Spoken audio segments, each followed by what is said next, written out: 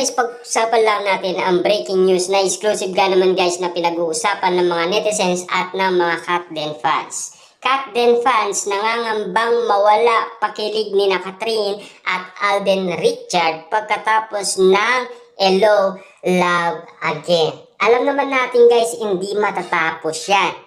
Ang lakas guys ng Katden. Kita nyo naman guys, no? Opening pa lang ng kanilang movie, umakot na ng 85 million. At ang sabi pa nila, ang Hello, Love Again lang ang pinakamataas na kinita sa unang day pa lang. Diba? At lalong-lalo na guys, 11 days pa lang ay umakot na kaagad ito ng 1.06 billion.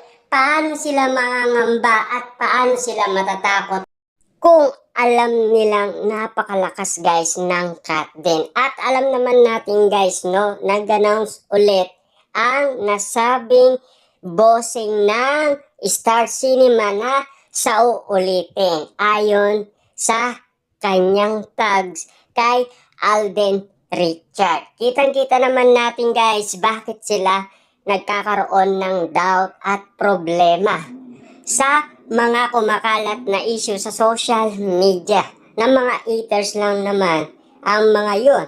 Lalo-lalo na wala lang kasing magawa ang ibang mga netizens patungkol umano sa kina Alden Richard at Catherine Bernardo.